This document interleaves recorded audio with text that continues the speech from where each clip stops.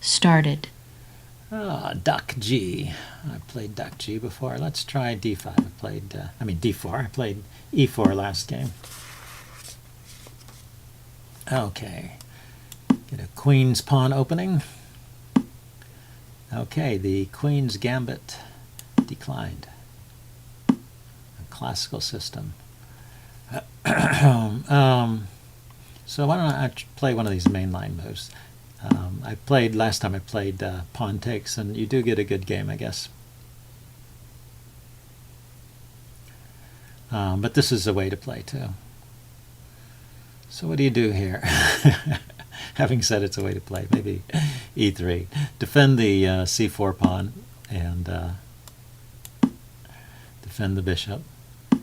And watch out for tricks along this diagonal. He hasn't developed his queen here, but when the queen goes to A5 there, it can attack along the fifth rank there. It can be a problem.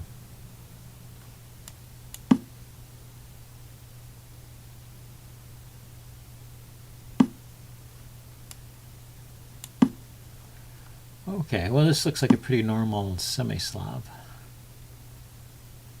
at this point, since he played C6 there, developed his knights this way.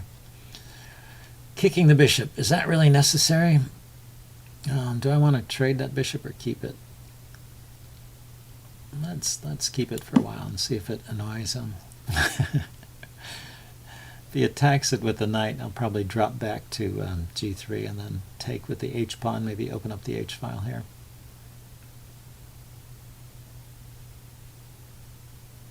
And if he doesn't attack it, then it's useful in clamping down on the E5 square. Okay, so Doc is pausing to think here. He does go for the bishop.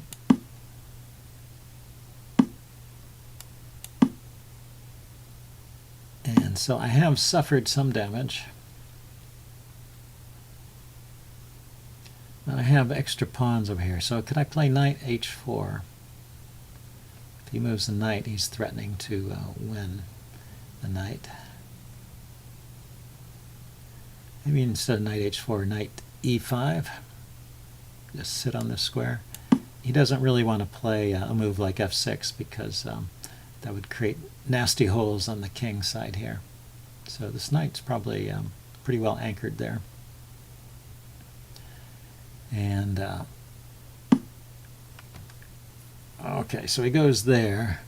I have a choice between playing for F3, E4, or just going directly for F4.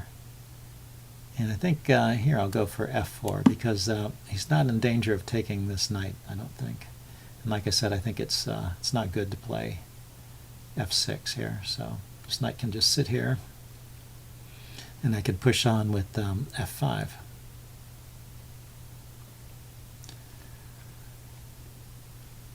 Get an open F file here, and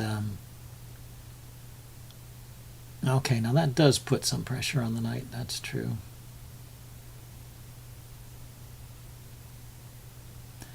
Now if I play queen to C2, what's he going to do? I'm threatening to just take his knight in the corner.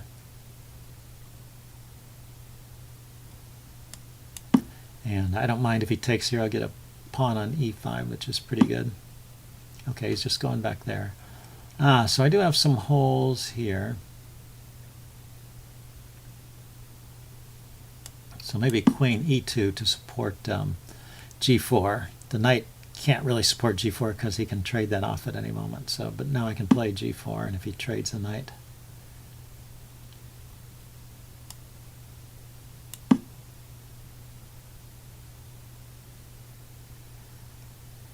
the queen is still holding on to G4. And I'm thinking of playing G5 and just try and open up the file on the king side here. Get my rook to F3 to H3 and the other rook to F1. Your usual king side attack plan.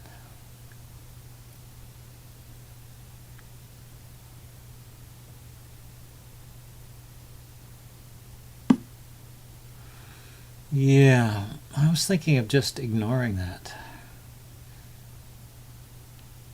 I could play bishop to C2, for example. Keep the bishop on this good diagonal. and not waste any time with pawn recaptures, miserable pawn recaptures.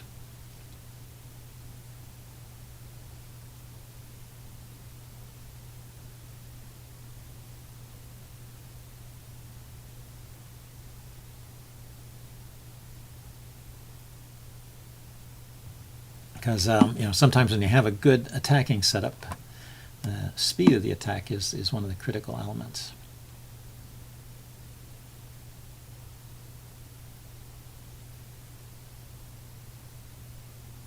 And I don't want the knight coming into the square. I want to keep the bishop on this diagonal.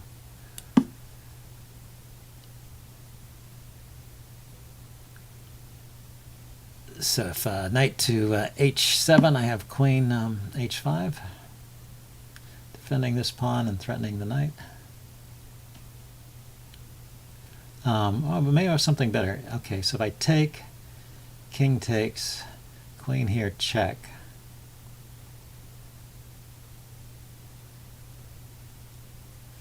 King back to g8 is forced, and then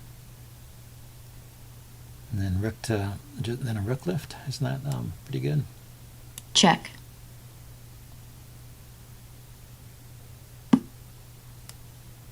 Check. So rook here. If he plays g3, g6, I can move my queen forward to h6.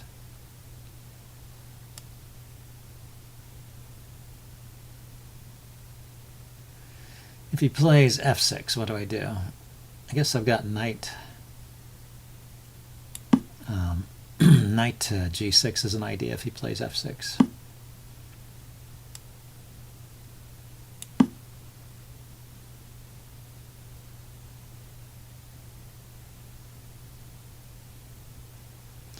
Just rook h3.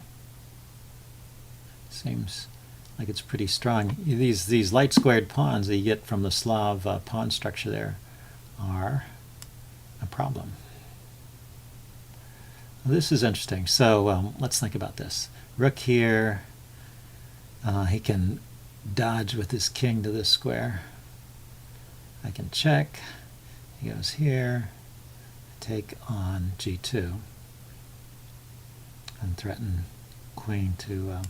This is still probably good. Check.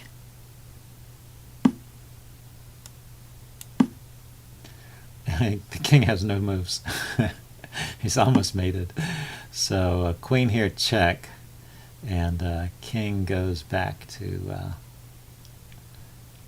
h.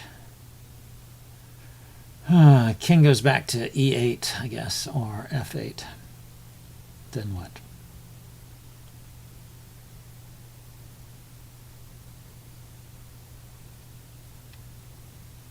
Well, I'm actually even in material, so maybe just stay there, play knight to check.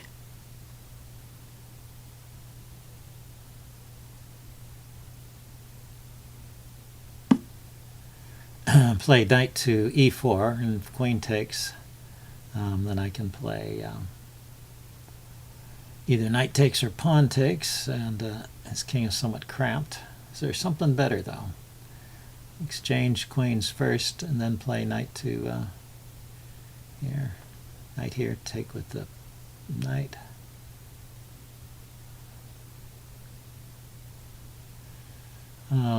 If I walk away from this, this pawn is falling, right?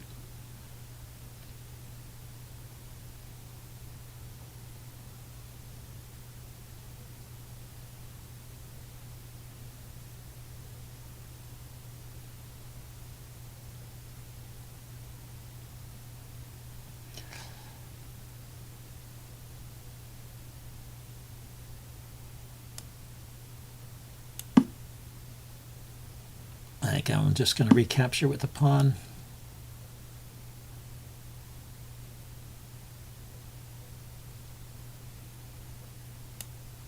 Recapturing with the knight does attack his bishop and the rook. The rook moves. Yeah, recapturing the knight wins material. Sorry.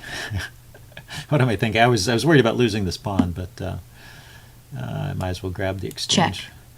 Might as well do that.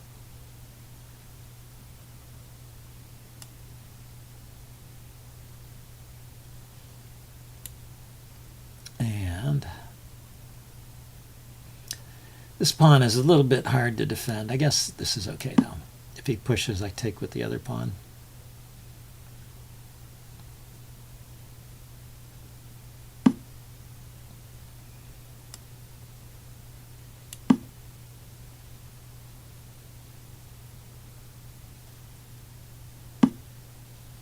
Okay, he's got a mass of pawns. I have to admit. He has a mass of pawns over here on the queen side. So we'll see if this is a problem for me or not.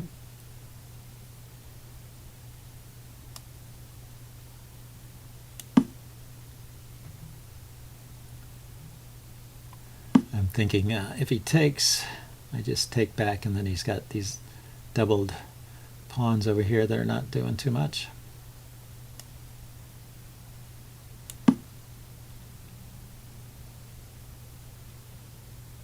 If he pushes ahead, then these pawns are blockadable.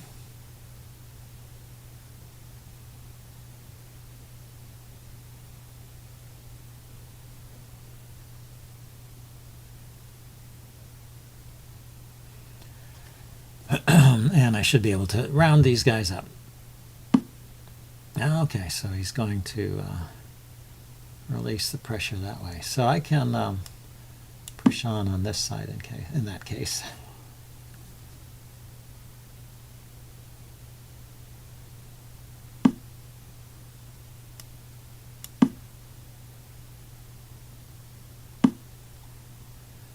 Yeah.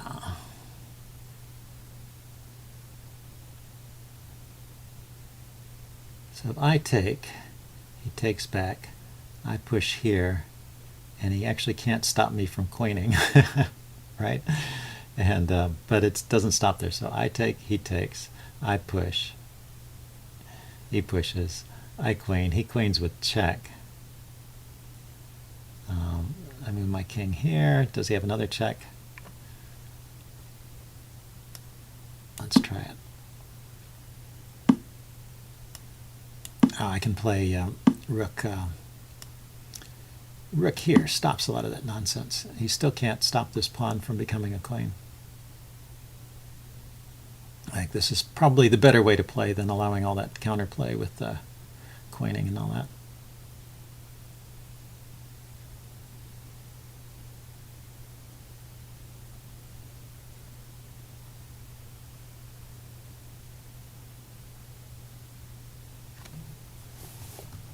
Black resigns. Okay, well, cool. I thought that was a good game. I think I'll upload this and do a postmortem as usual. See you guys later. Bye.